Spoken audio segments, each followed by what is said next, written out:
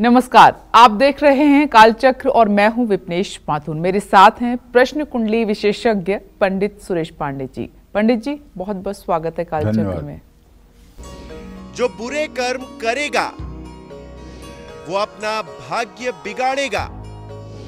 सुधारे कर्म, संवारे किस्मत और देखें कालचक्र। जी हाँ, जीवन में सुख, सफलता और खुशियां पाने के लिए किस्मत का आपके साथ होना बेहद जरूरी है। उतना ही जरूरी है आपके कर्म भी। शास्त्रों में कर्म को इंसान का सबसे बड़ा धर्म माना गया है। अगर आप अपनी लाइफ में बुरे कर्म करेंगे तो उसका बुरा फल ही आपको प्राप्त होगा। वहीं अगर आप अच्छे कर्म करते हैं तो इसके अच्छे परिणाम आपको जरूर मिलेंगे, भले ही देर से मिलें लेकिन अवश्य मिलेंगे। ऐसे में आज पंडित सुरेश पांडे जी आपको बताएंगे कि कौन से कर्म आपको करने चाहिए और कौन से कर्म आपको मुसीबत में डाल सकते हैं। इसके अलावा अगर आपके मन में कोई भी प्रश्न आता है जो पंडित जी से आप करना चाहते हैं हमारे प्रोग्राम कालचक्र के दौरान, तो आप नंबर नोट कर लीजिए जिस पर आपको हमें फ़ोन करना है। हमारा नंबर है 0120665241।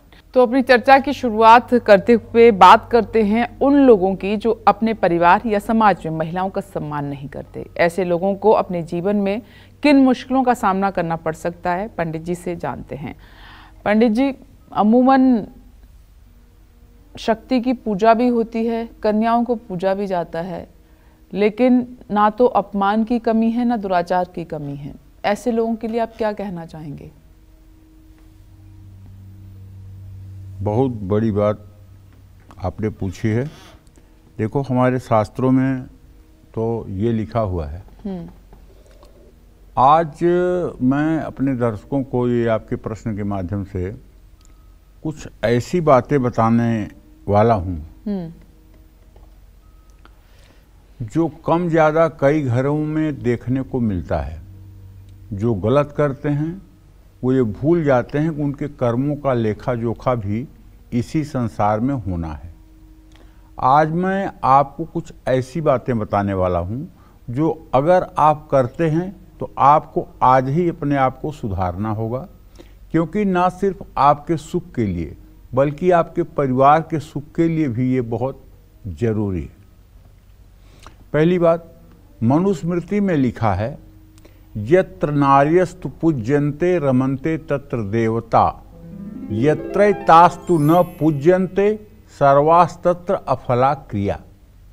यानी इसका अर्थ ये होता है कि जिस समाज या परिवार में स्त्रियों का सम्मान होता है वहाँ देवता, सुख और समृद्धि का निवास होता है।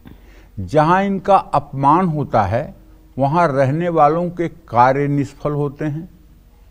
पिता, भाई, पति या देवर को अपनी बेटी, बहन, पत्नी या भाभी को हमेशा सुखी रखना चाहिए। ऐसे ही मार्कंडेय पुराण में, सावर्णिक मनवंतर में और देखा जाए तो दुर्गा सप्तशती में साफ साफ लिखा हुआ है, विद्या समस्ता स्तव देवी भेदा, स्त्रियां समस्ता सकला जगत्सु। संसार की समस्त विद्याओं में हे आद्या शक्ति तुम ही विराजमान हो, और संसार की समस्त स्त्रियों में हे आद्या शक्ति तुम ही विराजमान हो। जब वो शक्ति समस्त स्त्रियों में विराजमान है तो आप किस हैसियत से उस स्त्री का अपमान कर सकते हैं? और अगर करते हैं तो दुख भोगने के लिए तैयार रहिए। जिस कुल में स्त्रियां अपने पति के गलत आचरण या अत्याचार से पीड़ित होती हैं उस कुल का जल्द ही नाश होता है। जो पुरुष अपनी पत्नी को प्रसन्न नहीं रख पाते हैं उनका पूरा परिवार शोकग्रस्त रहता है। पुरुष और स्त्री एक दूसरे के बिना अपूर्ण है। हमारे सनातन धर्म में स्त्री पुरुष का संबंध सामाजिक संबंध केवल नहीं है, यह एक संस्कार है। संस्कार भी ऐसा कि जिसमें विष्णु वैश्वा नरः साक्षी ब्राह्मणः जाति बांधवा, जिसमें भगवान विष्णु, वैश्वानर माने अग्नि देवता, ब्राह्मण जो विवाह कराते हैं और अपने जाति के बंधु बांधव, और पंचमम ध्रुव मालोक्यम और पांचवा ध्रुव तारा, ये सब साक्षी होते हैं विवाह के। विवाह एक संस्कार है। हमारे सनातन धर्म में कहीं विवाह विच्छेद की बात नहीं है। विवाह होने की बात है, लेकिन विवाह विच्छेद की कभी बात नहीं है कि विवाह हो गया तो इसको विच्छेद भी करना है, ऐसा कोई मान्यता नहीं है। ऐसे में कोई भी धार्मिक कार्य आप बिना पत्नी के कर रहे हैं और पत्नी आपकी है, जीवित है, तो वो कार्य आपका अपूर्ण माना जाएगा। इसीलिए आप देखिए ना, चाहे आप सत्यनारायण की पूजा करते हैं, चाहे कोई अनुष्ठान करते हैं, चाहे कोई यज्ञ करते हैं, चाहे राजसूय यज्ञ करते हैं, पत्नी हर समय आपके दाहिने बैठती है। दाहिने बैठने का मतलब समझते हैं आप क्या होता है? दाहिने बैठने का मतलब होता है कि पूजा में वो प्रधान है, आप प्रधान नहीं हैं। पूजा में वो प्रधान है, दाहिने जो बैठता है वो प्रधान है। केवल ग्रंथि बंधन के बाद पत्नी बाएं तरफ बैठती है, बाकी पूजा में, उपासना में, दान में, यज्ञ में, तीर्थ में, हर जगह पत्नी दाहिने रहती है। अर्थात उसका महत्व आपसे ज्यादा है, ऐसा हमारे शास्त्रों की मान्यता है। पत्नी, माँ और बेटी ये साक्षात लक्ष्मी का ही रूप होती हैं। ऐसे में जिस घर में इनकी सुरक्षा, सम्मान और इच्छाओं का ध्यान नहीं रखा जाता है, वहाँ सुख समाप्त हो जाता है, दुख बढ़ता है और नाना प्रकार की दरिद्रता वहाँ अपना तांडव दिखाती है। इसमें कोई संदेह नहीं है। जय मां विंध्यवासिनी। हमारी चर्चा जारी रहेगी। महत्वपूर्ण चर्चा को आप ध्यान से सुने। पंडित जी आज कुछ ऐसी बातें बता रहे हैं जिन्हें आप ताउम्र जहन में रखें, कोई गलती आपसे ना होने पाए। राशिफल की शुरुआत करते हैं। सबसे पहले बात करते हैं मेष राशि की। कैसा रहेगा आज का पूरा दिन? रिश्ते, सेहत, साथ ही क्या है आज का आपके लिए उपाय? शुभ अंक और शुभ रंग जानते हैं। तो चलिए, अगर आपकी मेष राशि है तो थोड़ी सी प्रसन्नता की बात यह है कि आज आपके राशि में चंद्रदेव विराजमान हो गए हैं बृहस्पति के साथ। ये एक प्रकार से आपके राशि में गजकेसरी योग बन रहा है। तो आज कोई नया निवेश अगर आप करेंगे, कहीं नया आप पैसा इन्वेस्टमेंट करेंगे, तो उसमें आपको निश्चित रूप से लाभ होने की संभावना बनी हुई है। लेकिन आपके दसम भाव में मंगल, बुध, शुक्र की स्थिति इस बात का संकेत है कि दिन भर आज आपकी व्यस्तता बनी रहेगी। चाहे आप नौकरी करते हो, चाहे व्यापार करते हो, व्यस्तता पूरे दिन रहेगी। लेकिन अच्छी बात यह है कि परिवार में आपका मान सम्मान बढ़ेगा। हाँ, आपके छठे भाव में केतु ये बात संकेत कर रहा है कि आज आपको सिर दर्द से भी परेशानी हो सकती है। तो आज आपको चाहिए कि किसी भी काम में आलस्य न करें। हो सके तो जरूरतमंद, गरीब और निर्धन लोगों को कंबल दान करें। शुभ अंक आपके लिए 2 है, शुभ रंग आपके लिए नारंगी है। जय मां विंध्यवासिनी। हम वृषभ राशि की बात करें, लेकिन इस बीच एक दर्शक हमारे साथ मौजूद है मुंबई से। कुसुम, स्वागत है आपका कालचक्र में। अपना प्रश्न पंडित जी से पूछिए। हेलो। हाँ बोलो कुसुम। प्रणाम। खुश रहो। प्रणाम। जय मां विंध्यवासिनी। जय मां पंडित जी, मैं आपका 10 बरस से प्रोग्राम देख रही हूँ जी। मुझे बहुत अच्छा लगता है, आप मुझे बहुत पसंद है। मैं आने वाली थी, लेकिन हमारे आदमी की तबीयत खराब हो गई है, बहुत ब्लड में क्या गड़बड़ी हो गई, कुछ पता ही नहीं चल रहा। बहुत दवा कराए और हमारा 3 क्वेश्चन है। हमारे पुत्र अभिषेक दुबे हैं, 5/2/1988, सुबह 7:15 वाराणसी का जन्म है। उनकी शादी नहीं बैठ रही है, एकदम बैठ के मतलब एंगेजमेंट होने के समय पे शादी को टूट जाती है। और हमारे आदमी बीमार है, मैं भी बीमार रहती हूँ। देखो, तुम्हारे बेटे के विवाह के बारे में कुसुम तो यही कहना चाहूँगा कि शुक्र और मंगल की युति बनी हुई है। विवाह में ज़्यादा विलंब की स्थिति नहीं है। सन 2024 में नवंबर दिसंबर तक इसका विवाह हो ही जाएगा और अच्छा विवाह होगा।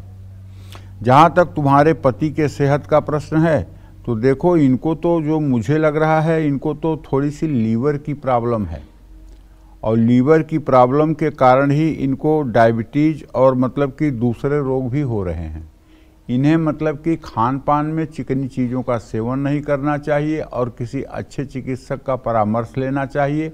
और रोज़ नहाने के बाद इन्हें अपने पूरे शरीर में भस्म विभूति जो भगवान शिव जी को लगाई जाती है, वो भस्म विभूति अपने पूरे शरीर में लगानी चाहिए। कोई अंग न बाकी रहे जहाँ भस्म विभूति न लगाई जाए, लेकिन लगना ऐसा चाहिए कि लगने पर दिखे न कि भस्म विभूति लगी है। हाँ, इतना हल्का लगना चाहिए और पूरे शरीर में लगनी चाहिए। अगर नहाने के बाद 40 दिन तक भस्म विभूति लगा लेंगे तो निश्चित रूप से दवाइयाँ काम करेंगी और इनका स्वास्थ्य ठीक हो जाएगा। जहाँ तक कुसुम आपने अपने बारे में पूछा है तो मैं बताऊं बेटा कि आपके रोग भाव का स्वामी मंगल बुध शुक्र के साथ है। आपको शरीर में दर्द की शिकायत है, एलर्जी की प्रॉब्लम है, नसों में खिंचाव रहता है। इसके लिए तो आप सीधे शनिवार की शाम पीपल के पेड़ के नीचे सरसों के तेल का दिया जला के और पीपल की 7 परिक्रमा करना शुरू कर दीजिए। 7 शनिवार में ही आपको राहत मिल जाएगी और दवाइयाँ काम करने लगेंगी, इसमें कोई संशय नहीं है। जय मां विंध्यवासिनी। और अब बात करते हैं वृषभ राशि की। कैसी रहेगी आर्थिक स्थिति आपकी, कामकाज, रिश्ते और सेहत, साथ ही क्या है आज का उपाय, शुभ अंक और शुभ रंग, जानते हैं। देखिए, वृषभ राशि का स्वामी शुक्र इस समय भाग्य स्थान में बैठा हुआ है। अच्छी बात है। अगर लग्नेश भाग्य स्थान में हो तो ये बहुत अच्छी बात होती है।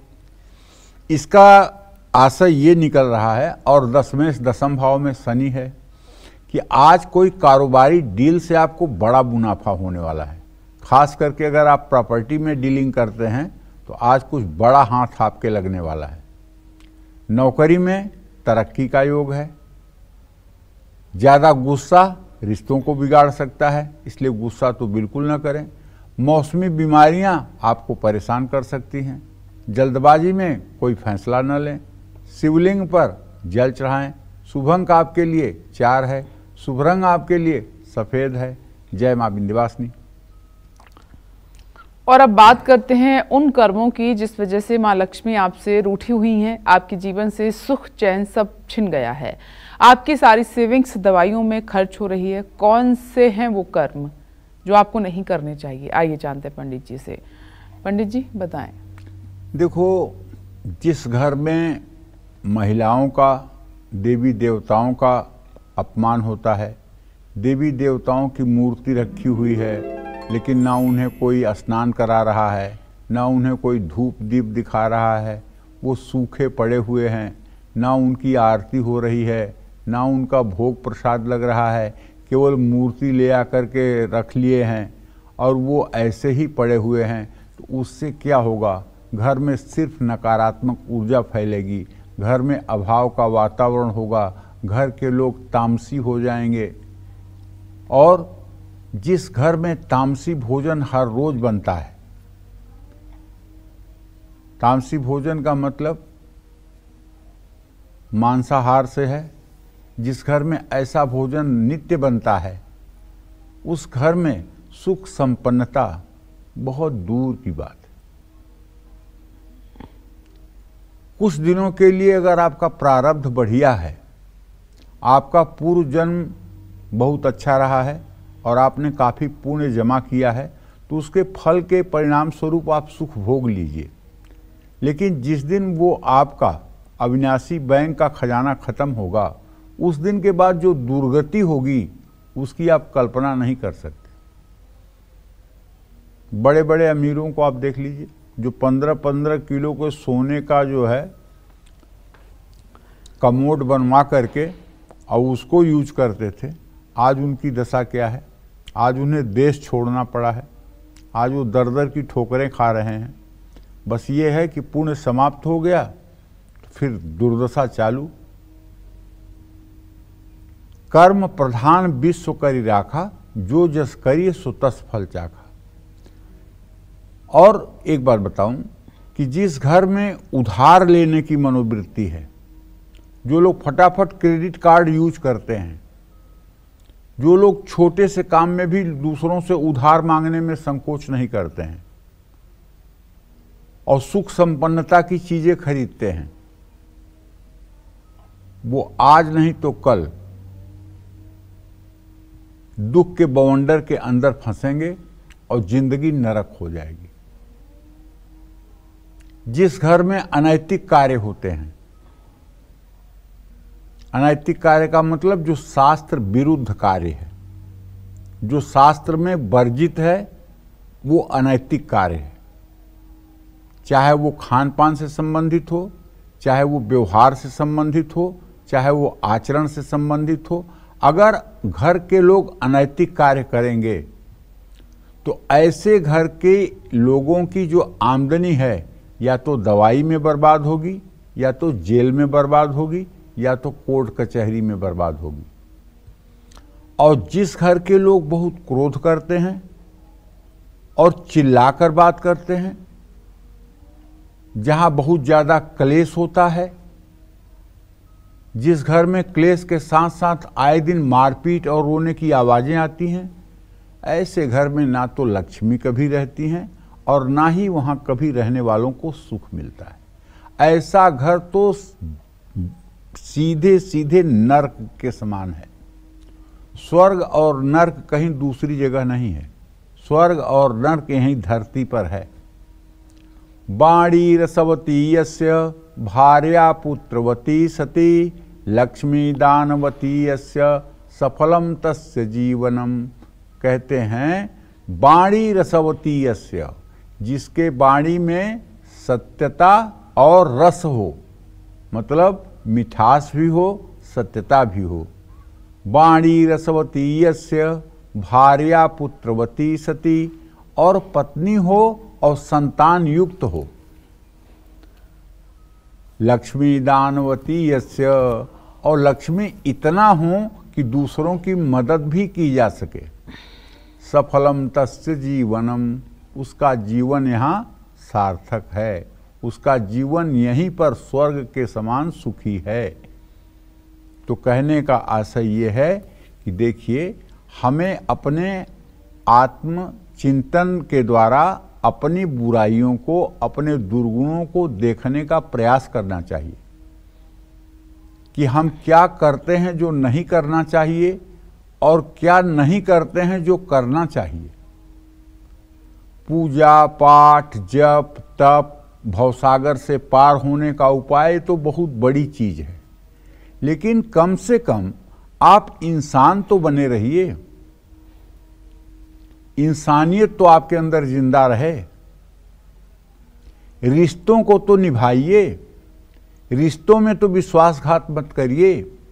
और अगर रिश्तों के साथ विश्वासघात आप कर रहे हैं तो चाहे आप पुरुष हों या स्त्री हैं, उसका परिणाम आपको भुगतना पड़ेगा। ये समझ लीजिए कि जिसे आप समझ रहे हैं कि कोई नहीं देख रहा है, कोई नहीं जान रहा है, वहां भी भगवान का कैमरा लगा हुआ है और वो चंद्रगुप्त के यहां सारा हिसाब लिखा जा रहा है। धर्मराज के यहां पहुंचने के पहले ही चंद्रगुप्त आपका हिसाब 1 सेकंड के अंदर करके और फैसला कर देंगे। इसलिए मेरे भाई, भगवान हमें सदैव देख रहा है, इस भाव से जीवन जीने का प्रयास करना चाहिए। और एक बार फिर कहना चाहूंगा, पत्नी के प्रति, मां के प्रति, बहन के प्रति, बेटी के प्रति, बुआ के प्रति सम्मान का भाव होना चाहिए। पत्नी से विश्वासघात नहीं होना चाहिए, माता पिता का अपमान नहीं होना चाहिए, बेटी का अनादर नहीं होना चाहिए। जितनी शक्ति सामर्थ्य हो, उस शक्ति सामर्थ्य से इनका भरण पोषण करना चाहिए। ये आपके पुरुषार्थ की असली पहचान है। और अगर ऐसा आप करते हैं तो भगवान आपको सामर्थ्य देगा कि आप और कर सकें। और अगर ऐसा आप सामर्थ्यवान होते हुए भी नहीं करते हैं तो बहुत जल्दी आपके सामर्थ्य को समाप्त कर दिया जाएगा। जय मां विंध्यवासिनी। मिथुन राशि की हम बात करेंगे, लेकिन दर्शक इस बीच हमारे साथ मौजूद हैं देहरादून से आरती। स्वागत है आपका कालचक्र में। अपना प्रश्न पंडित जी से कीजिए। नमस्कार पंडित जी। सदा सुखी रहो बेटा। पंडित जी, मैं अपनी बेटी के बारे में पूछना चाह रही थी। 14 तारीख 7वां महीना 2006 बार शुक्रवार 11:55 रात को हुई थी ये। इसका भविष्य आगे क्या होगा? बिल्कुल कैसे नहीं मानती है सर, ये बिल्कुल भी नहीं। पूछना था मुझे। क्या पूछ रही हो? फिर से पूछो एक बार। पंडित जी, मैं पूछना चाह रही थी इसका आगे का भविष्य क्या होगा, ये करेगी आगे? हाँ चलो मैं बता दे रहा हूँ। इसका आगे का भविष्य बहुत सुंदर है, एकदम चिंता करने की बात नहीं है। बुध और 29 फरवरी के बाद ही, ये 18वें साल में ही 29 फरवरी के बाद ही इसके अंदर बहुत चेंज आने वाला है और ये अपने पढ़ाई के प्रति काफ़ी गंभीर हो जाएगी। और इसके 10वें भाव में आरती शुक्र मंगल बुध के साथ है। अगर ये प्रशासनिक सेवा की तैयारी करे तो निश्चित रूप से इसे सरकारी नौकरी भी मिलने का योग है और इसका भविष्य भी अच्छा है। बस करना इसको ये है कि रविवार के दिन इसको सूर्य को जल देना चाहिए और कम से कम 108 बार गायत्री मंत्र जरूर बोलना चाहिए। अगर ये सूर्य को नियमित अर्घ देना शुरू कर दे और रविवार के दिन गायत्री मंत्र बोलना शुरू कर दे तो निश्चित रूप से इसका आत्मविश्वास भी बढ़ेगा, स्वास्थ्य भी ठीक रहेगा और भविष्य भी ठीक होगा। जय मां विंध्यवासिनी। और अब बात करते हैं मिथुन राशि की। मिथुन राशि का राशिफल आज का कैसा रहने वाला है, आइए जानते हैं। देखिए, आज आपका ग्रह गोचर ठीक नहीं है। कारण आपका राशि स्वामी बुध इस समय आपके मृत्यु भाव में बैठा हुआ है और वो मंगल और शुक्र के साथ बैठा हुआ है। कहने का मतलब, अगर आज आप कहीं पैसा लगाते हैं तो उससे धन हानि की संभावना ज़्यादा है, आपका पैसा डूब सकता है। अगर आप नौकरी करते हैं और ऑफिस में आपसे कोई भूल चूक हो रही है तो उस गलती को एक्सेप्ट करने में कोई बुराई नहीं है। किसी पुराने दोस्त से मुलाकात भी होगी। घुटनों का दर्द आपको परेशान कर सकता है। क्षमता के अनुसार ही किसी की मदद करिए। माँ लक्ष्मी के मंत्रों का जप करिए। शुभ अंक आपके लिए 8 है। शुभ रंग आपके लिए गुलाबी है। जय मां विंध्यवासिनी। और अब जानते हैं कर्क राशि वाले जो जातक हैं, आज उनका पूरा दिन कैसा रहने वाला है। देखिए, कर्क राशि का ग्रह गोचर तो ये है कि मंगल बुध और शुक्र तीनों ग्रह आपके राशि पर पूर्ण दृष्टि दे रहे हैं और आपका जो राशि स्वामी चंद्रमा है वो बृहस्पति के साथ आपके 10वें भाव में है। पक्की बात है कि आमदनी और खर्च का समन्वय बना रहेगा। बिल्कुल आज आपका दिन बहुत बढ़िया है और किसी बहुत बड़े काम में आपको आज सफलता हासिल होगी। घर में गेस्ट आ सकते हैं, मेहमान आ सकते हैं। अगर आप ब्लड प्रेशर के पेशेंट पहले से हैं तो आप अपना दवाई खाना न भूलें और ज़्यादा तनाव न लें। अपना खास ध्यान रखें। किसी से ऐसा कोई कमिटमेंट ना करें जो आप पूरा न कर पाएं। पानी में 2 चुटकी हल्दी डाल करके स्नान करें। शुभ अंक आपके लिए 5 है। शुभ रंग आपके लिए गोल्डन है। जय मां विंध्यवासिनी। अगर आपके सभी काम बिगड़ रहे हैं, आपकी इनकम बढ़ने का नाम नहीं ले रही है, पैसा दवाइयों पर खूब खर्च हो रहा है आपका, तो अपने कर्मों पर आप जरूर गौर करें, क्योंकि आपके कर्म आपको इन मुसीबतों में डाल रहे हैं। अपनी चर्चा को आगे बढ़ाते हुए बात करते हैं उन कर्मों की जो आपका सुख चैन छीन रहे हैं, आपके घर में रोग दोष को बढ़ा रहे हैं। पंडित जी बताइए।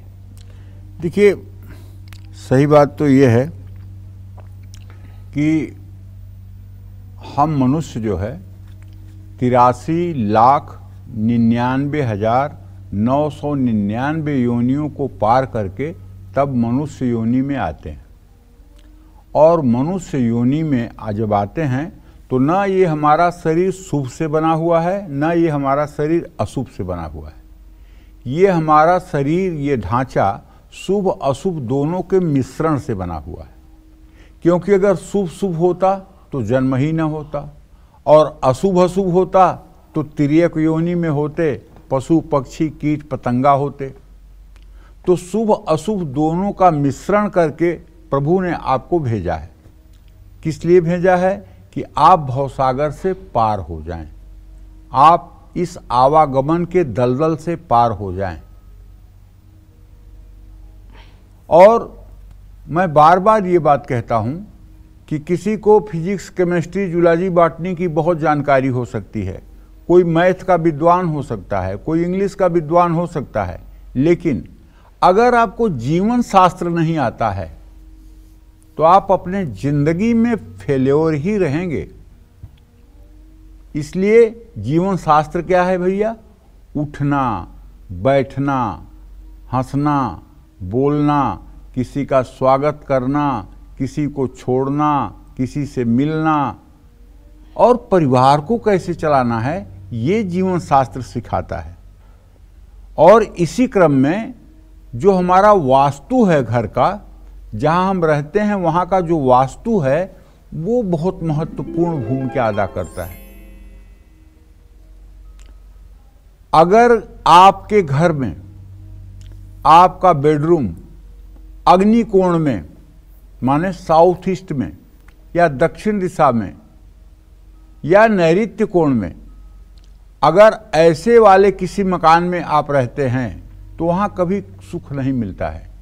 लेकिन ये बेडरूम की बात नहीं है, इस दिशा के घर की बात है। जिस घर में गंदगी होती है उस घर में ना सुख होता है और ना लक्ष्मी की कृपा मिलती है। घर में काले, कत्थई, मटमैले, जामुनी और बैगनी रंग का इस्तेमाल करना भी शुभ नहीं माना जाता है।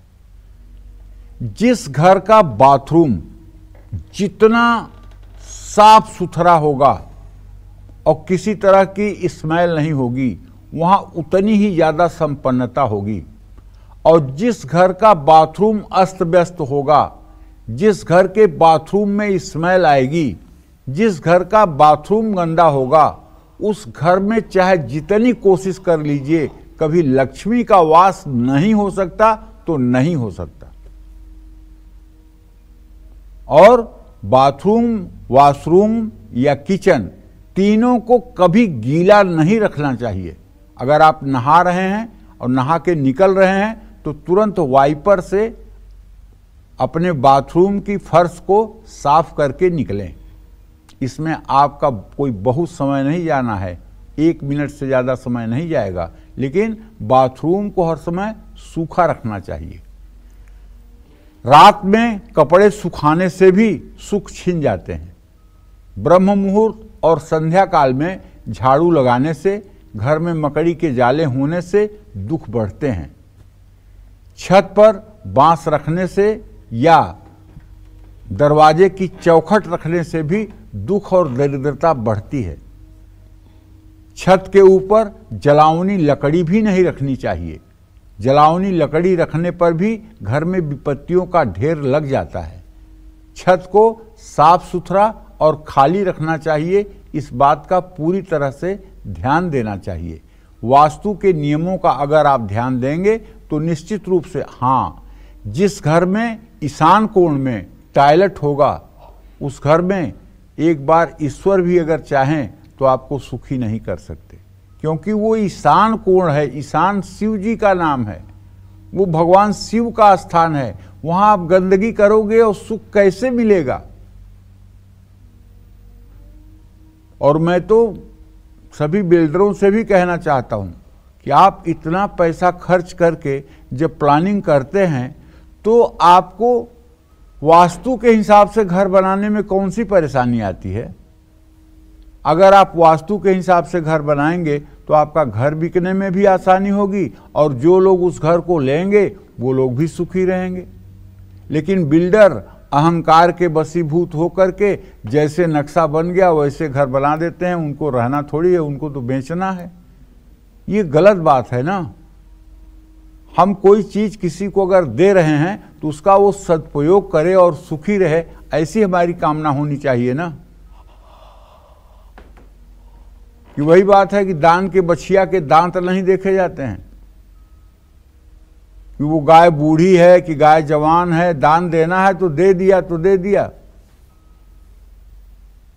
तो सभी लोगों को सतर्क होकर के अपने वास्तु पर भी ध्यान देना चाहिए। वास्तु बहुत बड़ी चीज है।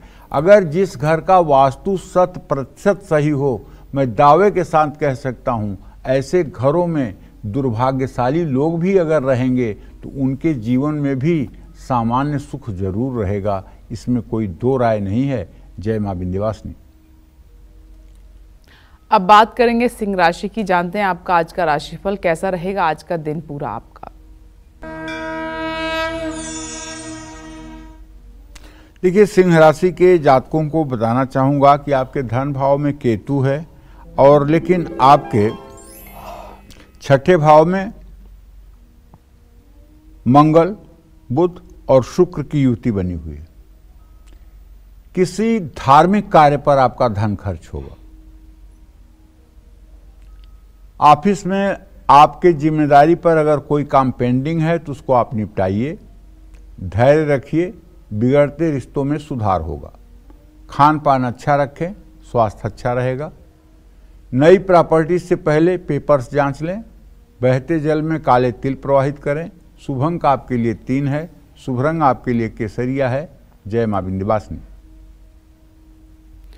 और कन्या राशि वालों का राशिफल जानते हैं कैसी रहेगी आर्थिक स्थिति, कामकाज, रिश्ते, सेहत, साथ ही क्या है आज का उपाय, शुभ अंक और शुभ रंग।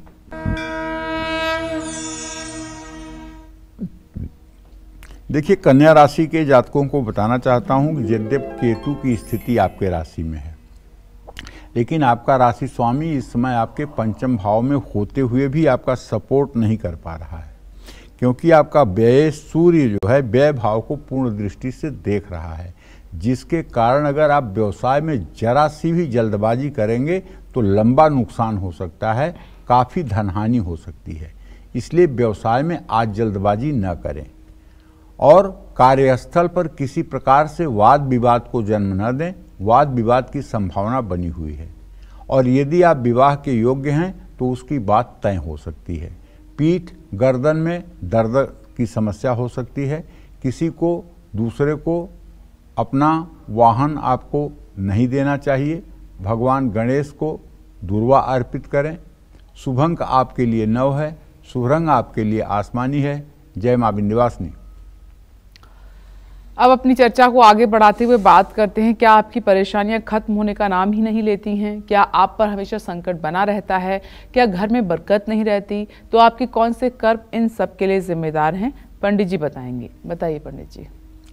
देखिए, संधिकाल में अनिष्ट शक्तियां प्रबल हो जाती हैं। संधिकाल किसे कहते हैं?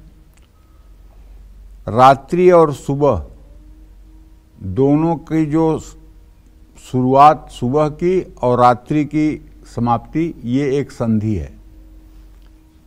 ठीक 12 बजने में 1 मिनट बाकी हो, 12:01 हो, ये संधि है। शाम के समय, सूर्यास्त के समय और रात शुरू होने के पहले, दिन खत्म होने के पहले, ये एक प्रकार की संधि है। इसको कहते हैं संध्या।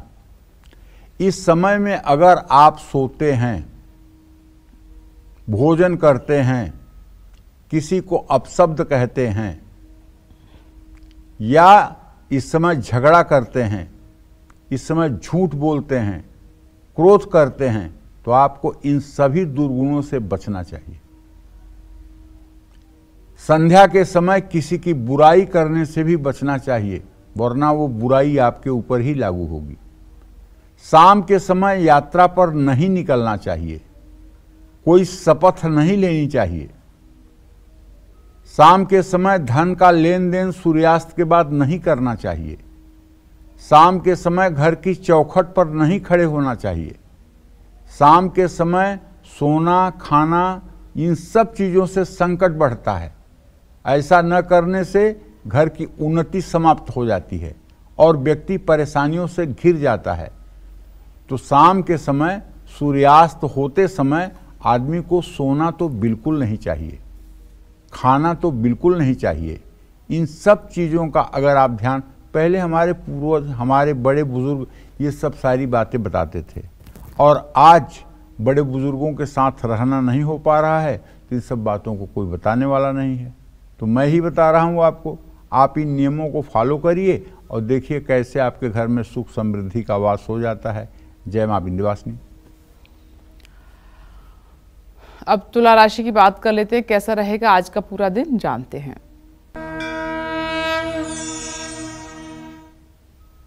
देखिए, तुला राशि के जातकों को बताना चाहूंगा कि आपका राशि स्वामी शुक्र इस समय चतुर्थ भाव में मंगल बुध के साथ गोचर कर रहा है। अच्छा, एक बात और है कि सूर्य जब एकादश भाव को देख रहा है तो निश्चित रूप से आपका कहीं रुका हुआ अगर पेमेंट है, चाहे वो आपने सरकारी ठेकेदारी का काम किया है और चाहे आपने कोई माल एक्सपोर्ट किया है, उसका अगर पेमेंट रुका हुआ है तो उसके मिलने का समय आ गया है। अगर आप नौकरी के लिए आवेदन किए हुए हैं तो उसके लिए आज आपको कॉल आ सकती है। पारिवारिक विवाद भी समाप्त होंगे, लेकिन बड़ी बात यह है कि अगर जरा सा भी आप लापरवाही करेंगे तो चोट चपेट लगने की संभावना है, इसलिए आज आपको सतर्कता के साथ वाहन चलाना चाहिए। शिवलिंग पर कच्चा दूध चढ़ाना चाहिए। शुभ अंक आपके लिए 2 है, शुभ रंग आपके लिए हरा है। जय मां विंध्यवासिनी। कौन से कर्म आपके घर में दरिद्रता और नेगेटिविटी को बढ़ा रहे हैं? कौन से कर्म आपके जीवन में शनि को अशुभ बना रहे हैं? आइए पंडित जी से जानते हैं। पंडित जी बताएं। देखिए, अगर आप दक्षिण दिशा में पैर करके सोएंगे तो इससे निश्चित रूप से कष्ट बढ़ेगा, आपके शरीर में रोग बढ़ेगा और आपका दुर्भाग्य उदय होगा और धन का नाश होगा। अगर आपके दांत गंदे रहते हैं, आप प्रॉपर तरीके से ब्रश मंजन दातून नहीं करते हैं और बार बार आपको थूकने की आदत है, नाक कान में बार बार उंगली डालते हैं, तो इससे भी आपके शारीरिक कष्ट बढ़ेंगे। भोजन करने के बाद थाली में हाथ नहीं धोना चाहिए। भोजन करने के बाद थाली को टेबल पर नहीं छोड़ना चाहिए। पलंग के नीचे थाली को नहीं रखना चाहिए। जूता पहनकर कभी भी भोजन नहीं करना चाहिए। अमावस्या के दिन घर में झाड़ू नहीं लाना चाहिए खरीदकर, इससे दरिद्रता आती है, नकारात्मक ऊर्जा बढ़ती है, बरकत चली जाती है। भादों के महीने की अमावस्या के दिन भी घर में आटा खरीद कर नहीं लाना चाहिए। अमावस्या के दिन तेल नहीं लगाना चाहिए। अमावस्या पर पितरों का दिन है, ऐसे में देव कर्म के लिए पूजन सामग्री भी अमावस्या के दिन खरीद कर नहीं लानी चाहिए। अमावस्या के दिन मांस मदिरा का सेवन भूल करके भी नहीं करना चाहिए। अमावस्या का संबंध शनि से है, ऐसे में मांस मदिरा का सेवन करने से शनि अशुभ फल देता है और पितर रुष्ट होते हैं। इन सब बातों का अगर आप अपने जीवन में ध्यान दें तो निश्चित रूप से जीवन में सकारात्मक सुधार होगा। देखिए, एक बात जान लीजिए, हम कोई कबूतर तो पैदा नहीं हुए हैं कि जो हमारी किस्मत में लिखा है वही होगा। हम इंसान हैं और इंसान चाहे तो वो अपनी साधना से, अपने आचरण से और अपनी सोच से अपने भाग्य को बदल सकता है। इसके तमाम उदाहरण हमारे शास्त्रों में पड़े हुए हैं। इसके तमाम उदाहरण हैं। मार्कंडेय ऋषि की आयु 5 वर्ष की थी, लेकिन उन्होंने महामृत्युंजय का जप करके सनत सनंदन सनातन कुमार के कहने पर महामृत्युंजय का जप करके उस शिवलिंग को पकड़ लिया। मतलब वो अमर हो गए मार्कंडेय जी, नहीं मृत्यु उनका कुछ बिगाड़ पाई। इसी तरह से चाहे जितनी बड़ी दरिद्रता आपके घर में हो, आप एक मेरा प्रयोग करके देखिए। अगर आपके घर में कोई अविवाहित कन्या है तो उसको श्री सूक्तम का पाठ सिखा दीजिए। संस्कृत में करना, श्री सूक्तम का पाठ सिखा दीजिए। YouTube चालू करिए, उसमें श्री सूक्तम बोलेगा, उसी के आधार पर उसको सिखा दीजिए, क्योंकि आजकल लोगों को संस्कृत पढ़ना कम आता है, इसलिए मैं बता रहा हूँ। और उस कन्या से हाथ जोड़कर आग्रह करिए कि बेटा, आप जैसे सब कुछ करते हो वैसे 16 बार सुबह शाम दिया जला के इस श्री सूक्त का पाठ घर में कर दो और उस कन्या से आप श्री सूक्त का पाठ शुरू करवा दीजिए और 1 वर्ष बाद आप अपने घर की पूरी गृहस्थी का अनुमान लगा लीजिए। अगर आपके घर में चमत्कार न हो जाए तो कहिएगा। ये कुंवारी कन्या ही कर सकती है। शादीशुदा महिलाएं अगर इस काम को करेंगी तो उसका आधा फल होगा, लेकिन कुंवारी कन्याएं अगर करेंगी तो उसका 100% फल होगा। और ये उनके पितृकुल और पतिकुल दोनों के लिए एक प्रकार से बहुत बड़ी पूंजी बन जाएगी, इसमें कोई दो राय नहीं है। जय मां विंध्यवासिनी। आइए वृश्चिक राशि की बात कर लेते हैं। कैसा रहेगा आज का पूरा दिन आपका?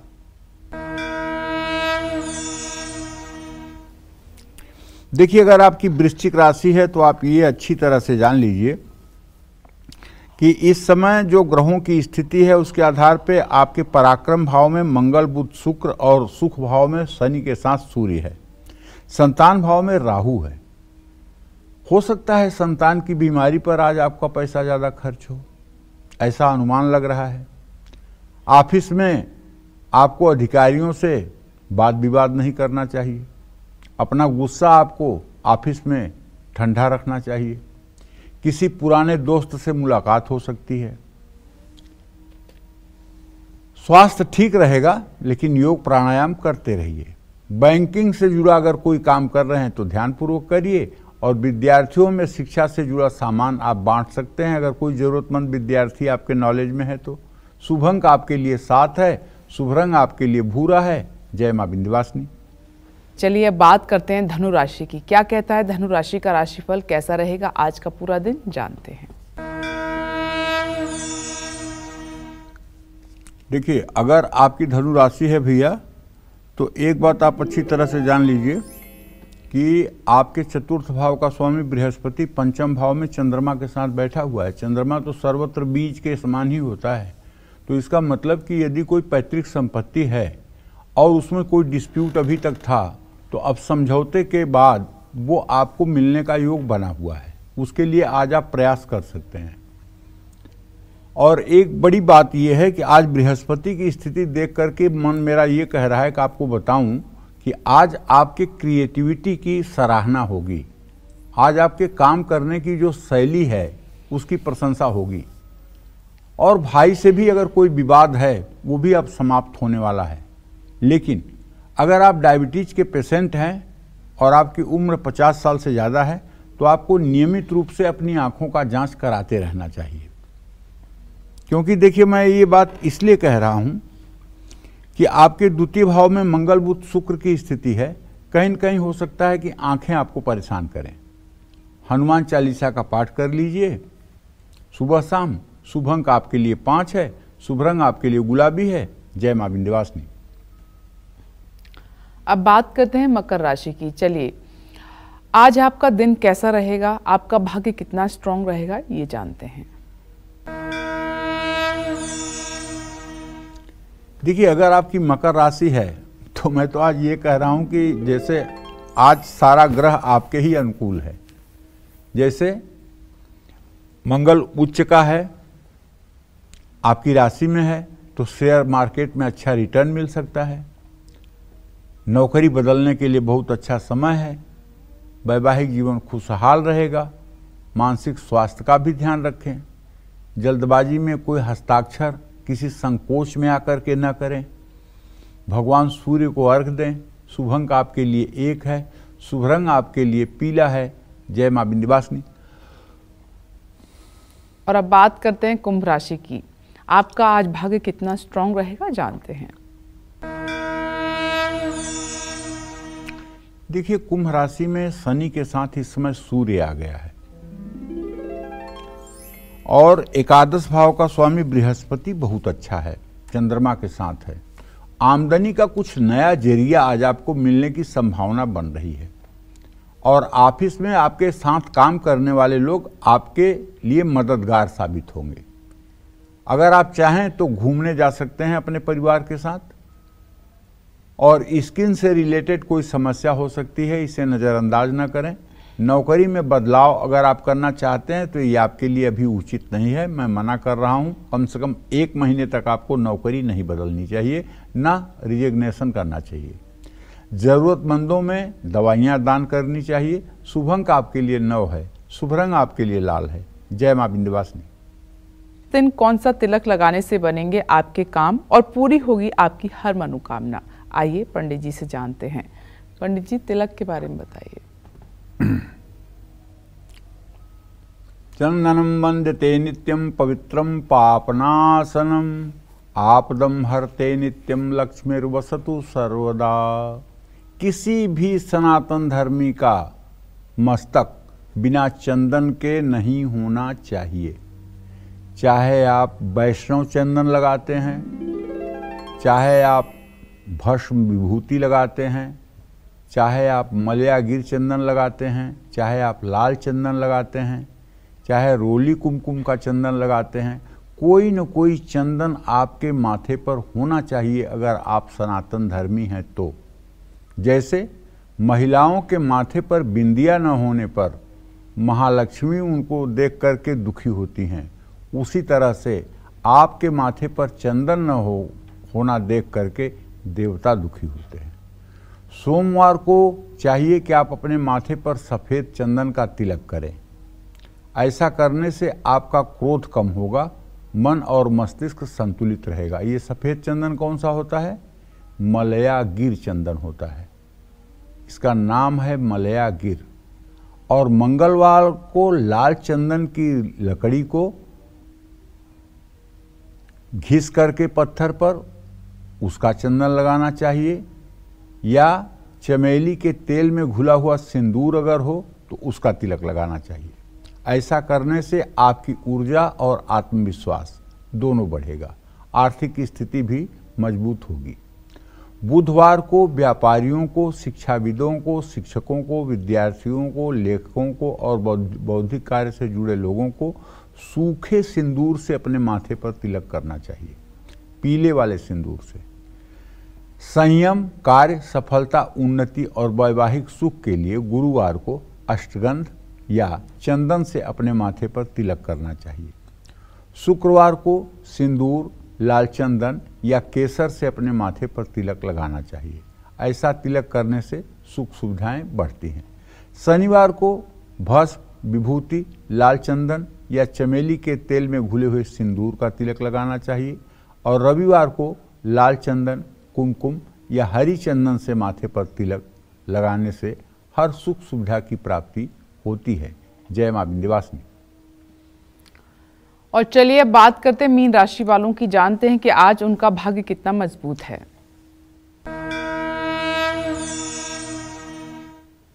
तो मीन राशि के जातकों को बताना चाहूंगा कि आपके राशि में राहु है, लेकिन ठीक है, आपका चतुर्थ भाव जो अच्छा लग रहा है मुझे, उससे ये लग रहा है कि अगर आप प्रॉपर्टी डीलर का काम करते हैं, प्रॉपर्टी में आप काम करते हैं, रियल एस्टेट में आप काम करते हैं, तो आज कोई डील ऐसी आपकी होगी जिसमें आपको धन लाभ होगा। काम से जुड़ी यात्रा करनी पड़ सकती है। बच्चों से आपको शुभ समाचार मिल सकता है। नियमित आपको अपने खान पान की व्यवस्था रखनी चाहिए, जिससे आपका स्वास्थ्य अच्छा रहेगा। बड़े बुजुर्गों का भूल करके भी अपमान न करें, चाहे वो अपने घर के हों और चाहे देश के हों। पंछियों के लिए पानी की व्यवस्था करना चाहिए। शुभ अंक आपके लिए 6 है, शुभ रंग आपके लिए ग्रे है। जय मां विंध्यवासिनी। और उम्मीद करते हैं आपको आज का हमारा विषय बहुत पसंद आया होगा। कल फिर एक नए विषय और आपकी परेशानी को दूर करने के लिए ढेरों उपाय लेकर आएंगे हम पंडित सुरेश पांडे जी के साथ। तब तक के लिए कालचक्र की पूरी टीम को दीजिए इजाजत। नमस्कार।